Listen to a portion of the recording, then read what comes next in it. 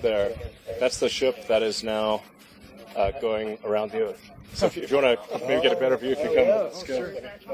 Hey, Bryce. He's making fun of us. Insertion or ship today. It has been a very. Oh, sorry.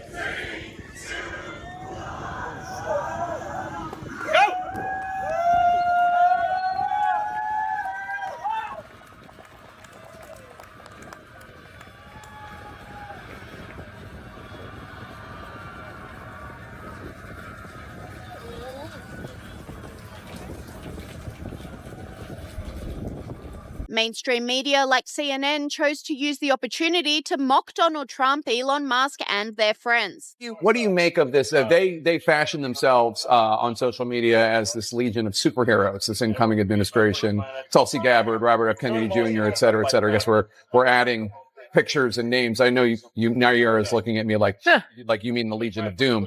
But it's the Marvel universe versus second-rate DC, but that's. I searched for a way to respond appropriately, and I called on my 10 years as a litigator in addition to my now 20 as a journalist, and I think I found the perfect phrase: go f yourselves.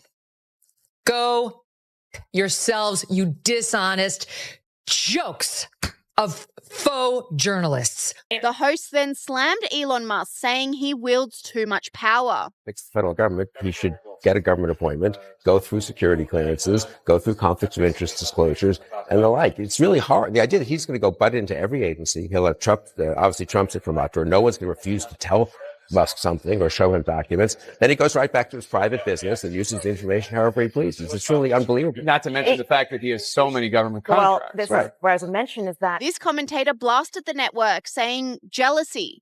The Dems aren't at the cool table anymore. And this commentator agreed, saying they are having a hard time finding something to criticize. They are unhappy about the Trump dance, unhappy about Musk, unhappy about SpaceX. All of it is weak. People are happy and CNN wants to poop all over it. Joe and I went to Mar-a-Lago to meet personally with President-elect Trump. It was the first time we have seen him in 7 years. What we did agree on was to restart communications. In this meeting, President Trump was cheerful. He was upbeat. He seemed interested in finding common ground with Democrats on some of the most divisive issues. And for those asking why we would go speak to the president-elect during such fraught times, especially between us, I guess I would ask back, why wouldn't we?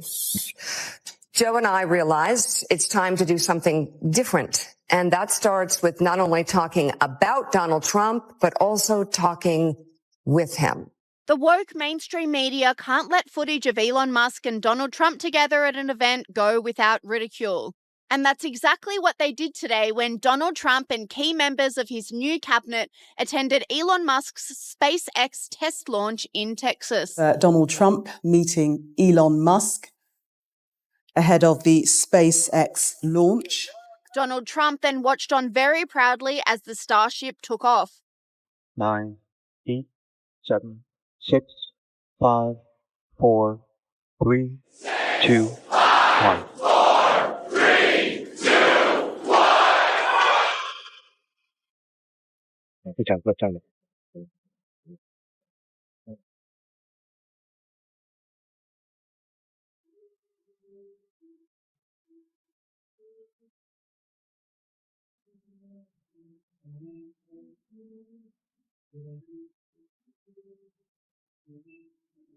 This commentator said, he is the GOAT.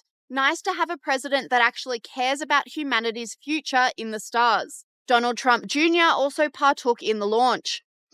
Yeah, it's one of the coolest days I've ever had in my life. Literally looking out over all of the rockets, everything that's going on. Just absolutely insane. SpaceX here in Texas. Rocket launch took place right over there. Just does not get any cooler than that, man. It's a pretty solid bachelor pad, too, if you were into that sort of thing. Overlooking everything. Just nuts. You guys have a good one. But not everyone was so excited. Newsweek senior editor-at-large Josh Hammer agrees that MSNBC hosts humiliated themselves with their backflips on Trump. Such a dramatic change in a very short period of time. And Joe and Mika have gone and had a meeting with Donald Trump. But my first question is, why would Donald Trump spare any of his valuable time meeting these two? Well, look, Rita, Donald Trump loves the media. I mean, he has a love-hate relationship with the media, to be clear. He hates some of the at the same time. But, you know, I mean, at one point in the past, he referred to Maggie Haberman of the New York Times as his therapist, multiple global hotspots in Ukraine and the Middle East and China to really start to cool down. So I would personally not advise him to meet with people like Joe and Mika. They certainly don't deserve his time, for God's sake, given them what they have said about him. We just saw a small snippet there. The Hitler talk has been out of freaking control over there on MSDNC. So I would not have advised Donald Trump to meet with them. But you know what? Look, he's the leader of the free world. If he wants to meet with them, cares what the media says. I mean, to be clear, the media usually says horrific things about him, but he cannot resist the temptation to care what they say. So that probably psychologically is what is going on here. Having said that, I think he has much more important things to do. We have a country to save. We have an economy to get back on track. We have a border to secure. We have because he just enjoys talking to her on the phone. I mean, he's had a love-hate relationship with the media for literally like 35, 40 years. I mean, probably since before I was born, going back to the old tabloid days of the 70s, 80s. I mean, Donald Trump